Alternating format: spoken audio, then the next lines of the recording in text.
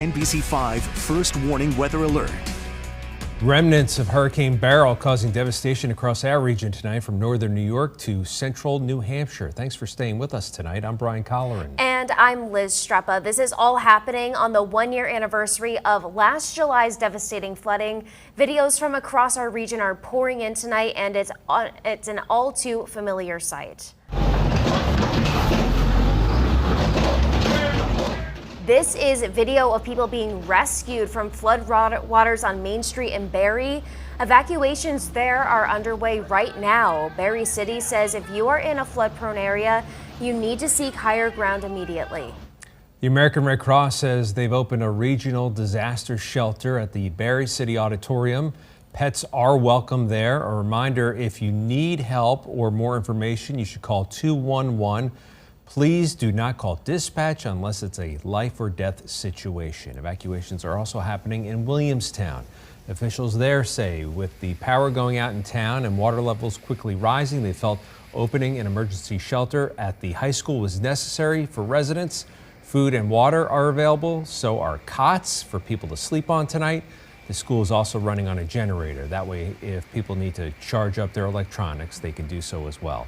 Moortown is also warning its residents tonight to be prepared to evacuate.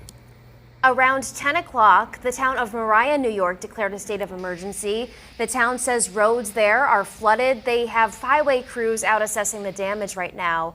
New York 511 is reporting multiple state roads are flooded at this hour. So a reminder, you should never try to drive through a flooded road. It's very dangerous.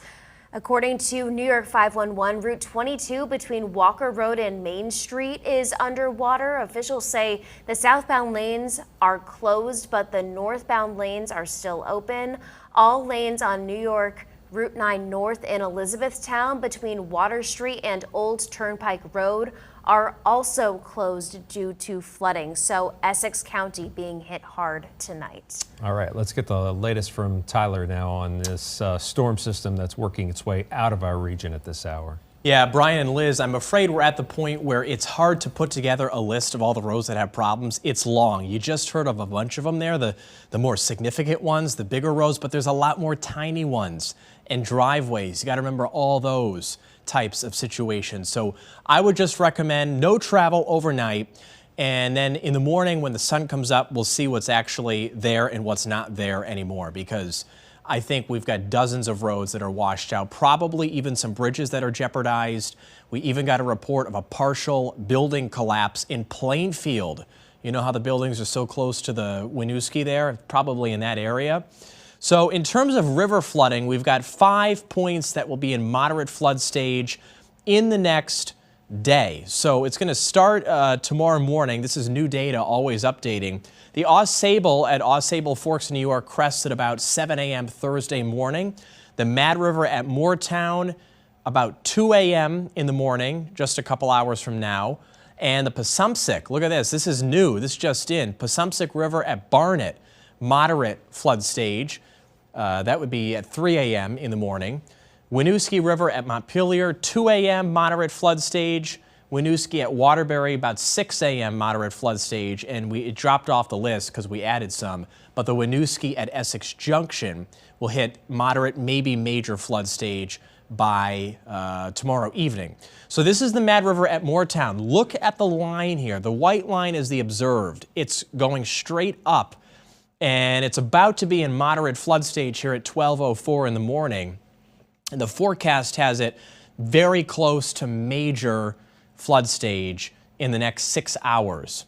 So big problem on the Mad River in Moortown. All right, Montpelier, the forecast here has it right in the middle of moderate flood stage. That's a little, well, quite a bit under a year ago, but still moderate flooding is significant in Montpelier, and that's forecast in the next 6 hours as well before daybreak Thursday.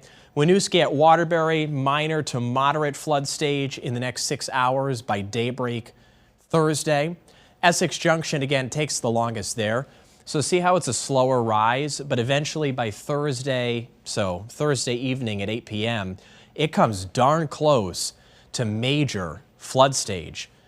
I mean, if we get to that point, the Burlington Intervale might have problems again. We've done a lot of stories on how all of the farmers there had a tough time last year. We might have a tough day tomorrow as the water gets down to the Burlington area in the Winooski, floods the lowlands. So the AuSable River at AuSable Forks, right on the edge there, minor to moderate flood stage. That would be again before daybreak on Thursday. So in terms of the rain right now, there's not a lot left, but it's pouring in central Vermont, just not a lot to the west. So this is the last band coming through. It's pouring as well in western Clinton County. Let's pull the radar off and just isolate the flash flood warnings. The last one expires at about 4 a.m. They all expire at slightly different times, but it's 12:05 now. Most of the flash flood warnings will be gone by 4 a.m. Now, the one here in Essex County has a considerable tag on it. That's enhanced language. So the flooding is intense, particularly in Essex County, New York. Now, we have a second one that has the considerable tag. It's in this area here. I know it's kind of hard to pick them out, but basically central Vermont, St. Jay included. St. Jay, Barnet, over towards Montpelier, and then down towards Middlebury. That area is the other what we call considerable flash flood warning. So we're talking about probably at least a half dozen towns here that have some big time damage going on.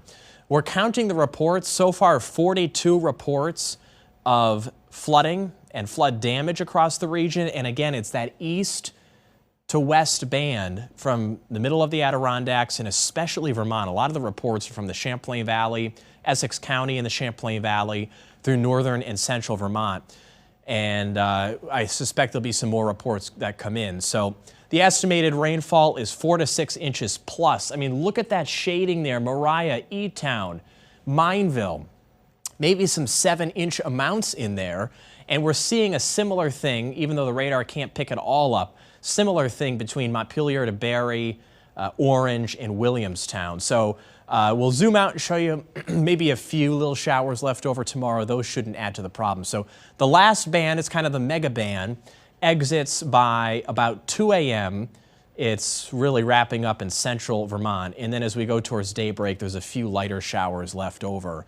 But in terms of additional rainfall, we're talking about maybe a ½ inch to 3/4 of an inch additional, basically east of Lake Champlain as we go forward. It turns a lot nicer later Friday and especially through the weekend with temperatures in the upper 80s to about 90 degrees. All right, meteorologist Matt DiLoretto is also here late tonight in central Vermont. Hard hit again, looked like rivers in the streets, unfortunately. Matt, what do you have for us at 12:08 in the morning?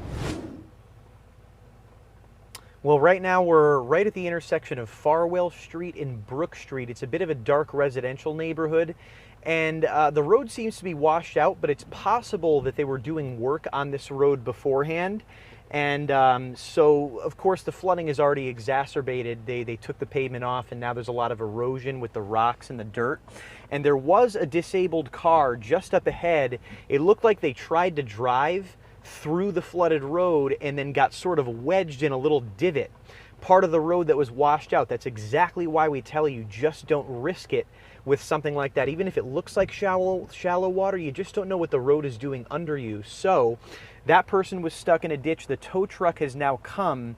It looks like they've dragged them out just enough for that car to not be disabled anymore. It's that blue car with the open driver's door. It was turned the other way before, it was stuck in that ditch, and now it looks like that tow truck has pulled them out just enough. Right on Brook Street here in downtown Barrie.